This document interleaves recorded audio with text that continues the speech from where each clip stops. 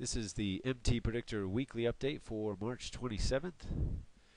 Here I've got up the Dow. This is the daily chart of the Dow here. I'll make this a little bigger. As we've been looking at the last week, that we've come into this wave 4 support area. We bounced off that, heading into that decision point resistance area.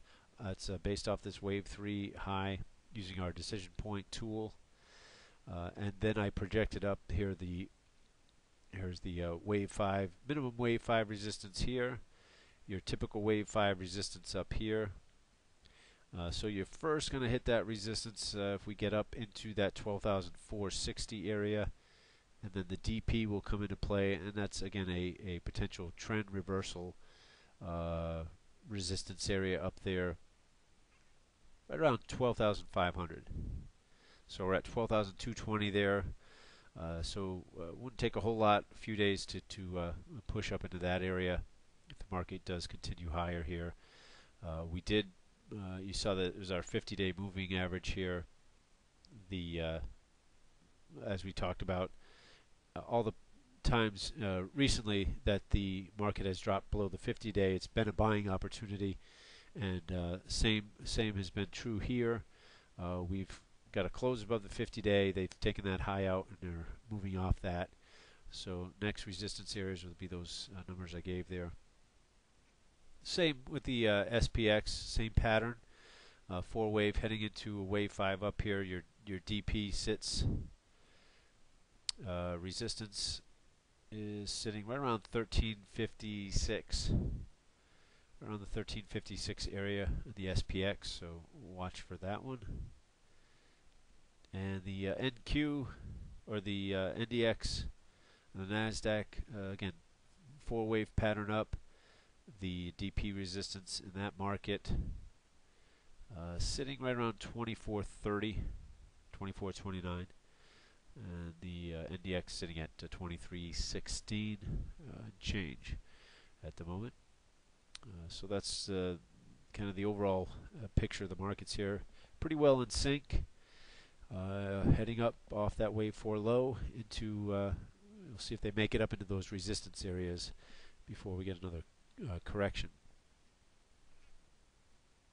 Okay, next I thought I'd give you a little preview of what we look at in our trading room for clients,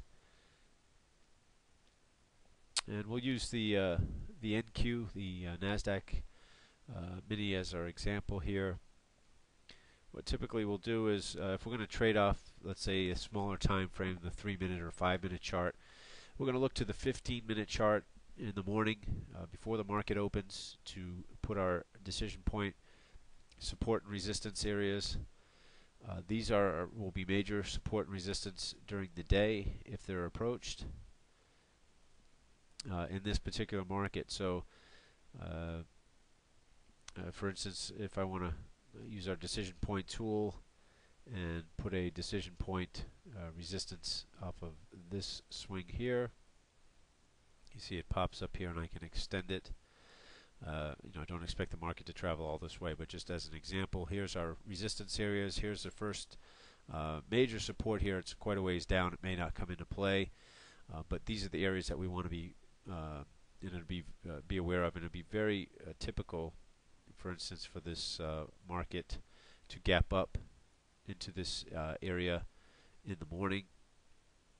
This happens to be right around 2331, 2132 area. All right, so from there we'll put those on, and then we'll go down to our 3-minute chart. What I like to do is map out the previous day's high and the previous day's low. I've got those lines on my chart here. Here was Friday's close, and I'm going to wait from the open and see, does the market gap down outside, completely outside of Friday's low, or gap up completely outside of Friday's high.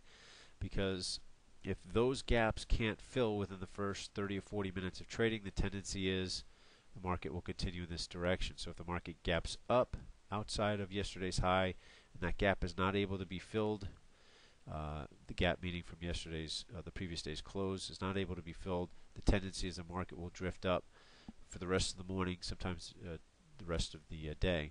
Same with an outside gap to the downside. If we gap down below or outside of the previous day's low, if that gap does not get filled within the first 30-40 minutes of trading, the tendency is the market will continue lower. I'll give you an example. Actually, in the NQ from Friday, we actually had an outside gap up. So we gapped up. This was Friday's. Make that a little bigger here if I can. So we had a gap up on Friday outside of Thursday's high. That gap, here's the gap here. The gap was not able to be filled within the first half an hour, 30 minutes of trading. And you can see the market just continued to float higher the rest of the day. And of course, we can take advantage of those opportunities. When we take a look at, we had a little wave 4.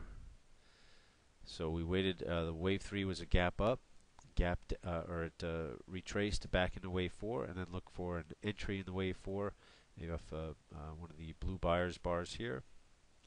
A stop below the swing low here, and then we can pick our target, which was the wave 5 to the upside here. Okay, and so that's how we can play those. But it gives you an idea of direction. Now, if we had an inside gap, let me just remove these. If we have an inside gap, in other words, we gap, I'll go back.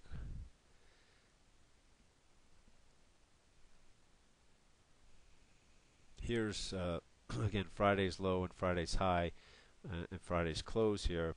If we gap up here but still inside the previous day's higher low, these gaps tend to fill. So we may look for a gap. Well, let's see, the market rallies up into this DP area, this resistance area here.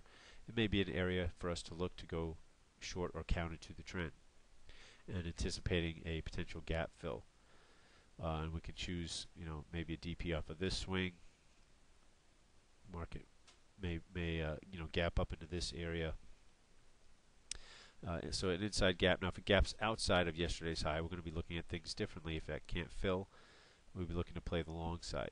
If it's an inside gap, we'd be looking for some support or resistance on that inside gap to take for a counter trend or reversal type trade.